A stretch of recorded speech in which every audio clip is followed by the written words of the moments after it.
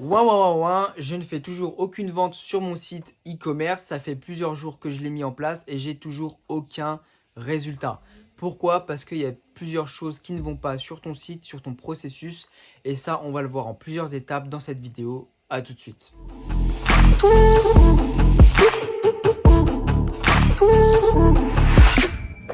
Alors voilà, avant de commencer la vidéo, je vais faire une petite dédicace voilà, à Luxan. Allez vous abonner, il y a son Instagram qui est juste ici. C'est une personne voilà, qui m'a aidé et qui m'a soutenu pour la création de la chaîne YouTube. Alors avant de commencer à vous citer les points négatifs du pourquoi vous ne faites pas de vente, je vais rappeler quelque chose de très important. C'est vraiment que le dropshipping, c'est un travail avant tout et pas un hobby ou une passion comme beaucoup le pensent. Il y a des personnes qui créent des boutiques déjà uniquement pour faire de l'argent et ne réussissent pas. Et la deuxième chose, c'est parce qu'ils croient qu'on peut avoir des ventes sans être professionnel, en ayant un site amateur, etc. Il faut vraiment être professionnel, c'est très important.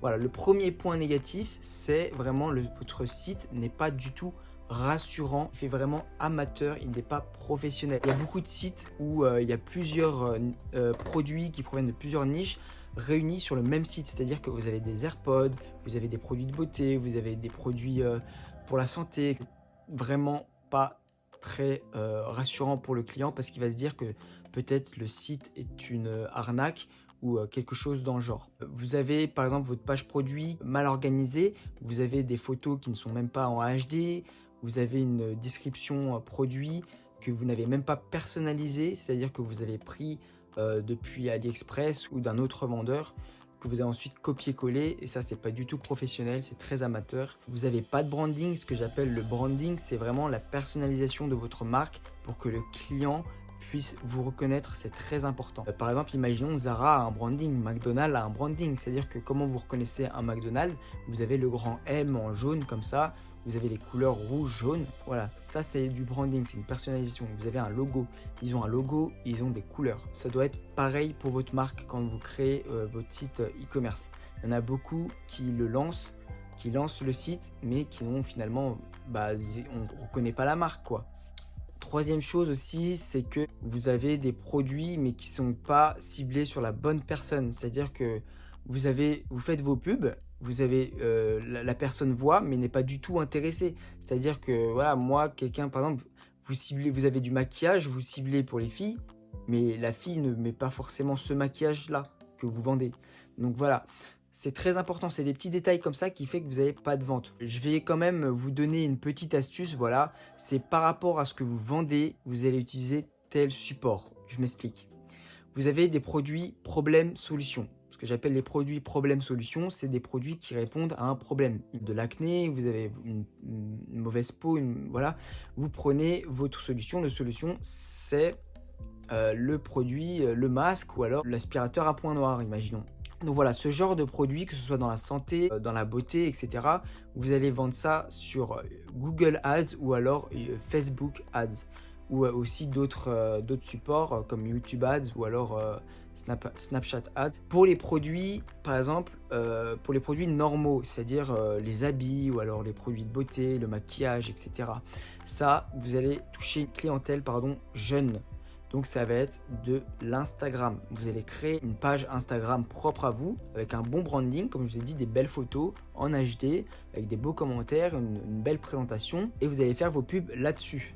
C'est vraiment pour toucher une clientèle jeune. Voilà. Deuxième point négatif parce que vous ne faites pas de vente, c'est bien sûr que vous vendez tous la même chose. Alors au début, le dropshipping, c'était cool, on pouvait vendre ce qu'on voulait, on avait des ventes. Maintenant, ça a vraiment changé. C'est bien ça qu'il faut vous mettre. Je parle aux nouveaux dropshippers, c'est qu'il faut vendre des produits. Vous pouvez suivre la roue, mais vous pouvez aussi, c'est-à-dire la changer. Vous pouvez prendre des produits qui ne se trouveront pas en magasin ou alors que le client doit se dire, dès qu'il arrive sur votre pub produit, waouh, je dois prendre ce produit parce que je ne le trouverai pas en magasin. C'est ça qu'il doit se dire. Vous devez vous mettre à la place du client. C'est ça. C'est que quand vous vendez votre produit, il faut vous mettre à la place du client pour vendre. C'est-à-dire, vous devez répondre aux questions du pourquoi j'achèterais ce produit. Est-ce que ça me correspondrait à moi? Est-ce que je suis bien sûr de le prendre? Voilà, toutes ces questions-là, vous devez vous les poser et c'est comme ça que vous aurez des ventes. Troisième point négatif du pourquoi vous avez toujours aucun résultat, c'est que vous ne dépensez pas pour faire des pubs. C'est-à-dire qu'il y a certains gens qui vont créer leur site e-commerce, donc de A à Z, voilà, et ils ont mis leurs produits et qui se disent que c'est tout bon, ils auront des ventes, donc ils vont lâcher l'affaire, ils vont se tourner les pouces en attendant des ventes, mais ils voient qu'il y a 0 vente.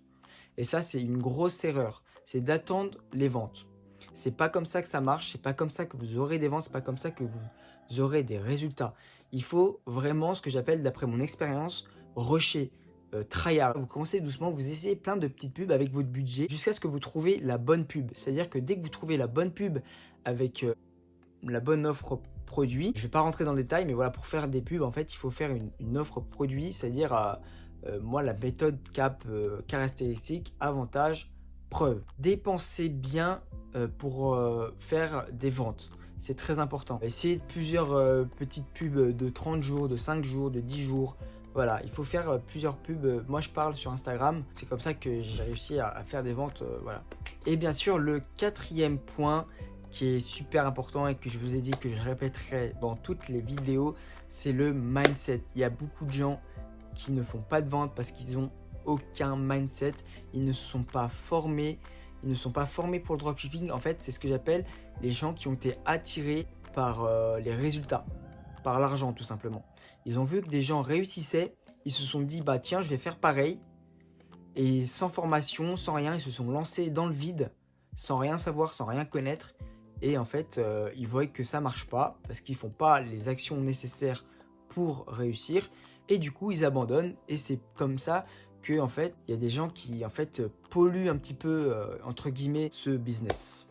Voilà, j'espère avoir répondu un petit peu à vos attentes. Si jamais vous avez votre site e-commerce, n'hésitez pas. Voilà, vous avez dans la description, je vais mettre une adresse mail pro. Vous pouvez m'envoyer votre lien de votre site et je vous dirai ce qui va pas, ce qui va bien, ce qu'il faut garder, ce qu'il faut pas garder.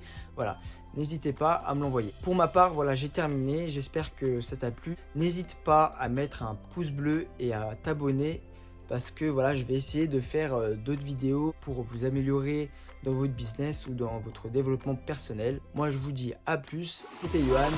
Bye.